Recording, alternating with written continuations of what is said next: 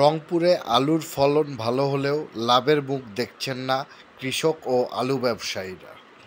রংপুরে গতবারের তুলনায় আলুর ফলন ভালো হলেও ন্যায্য দাম পাওয়া নিয়ে বিপাকে পড়েছেন কৃষক ও আলু ব্যবসায়ীরা। আলুর উৎপাদন খরচ গতবারের চেয়ে এবার বাড়ায় ন্যায্য মূল্য থেকে বঞ্চিত হচ্ছেন আলু ব্যবসায়ী ও কৃষক। সংকট প্রখর আকার ধারণ করেছে।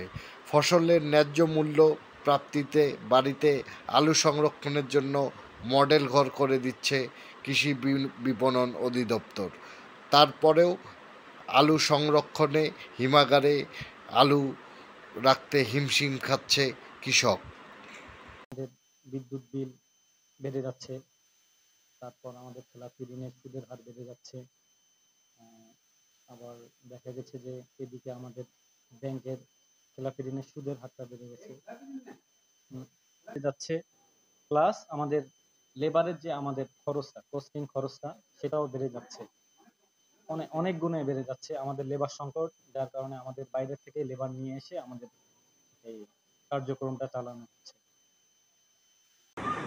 কৃষক মারা যাইতেছে, ওইদিকে কোনো গুরুত্ব পেয়ে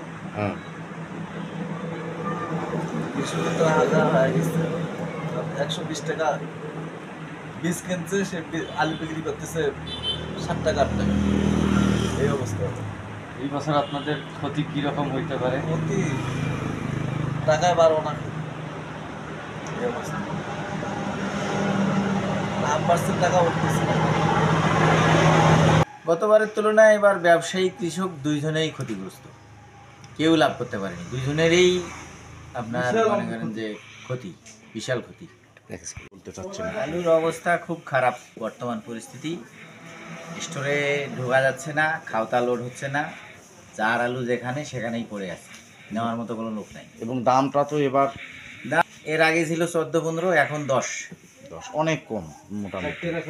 তাহলে এবার কৃষকরাও তো লাভবান না।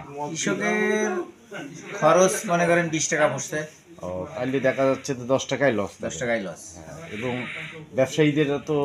ব্যবসায়ীদেরও প্রফিট নেই, বিভাগে পড়ে গেছে। যেরকম কলেস্ট্রা নিয়ে যাব, কার ভাড়া বেশি, লেবার খরচ বেশি, বেশি, বস্তার দাম বেশি, সবগুলোর দাম বেশি।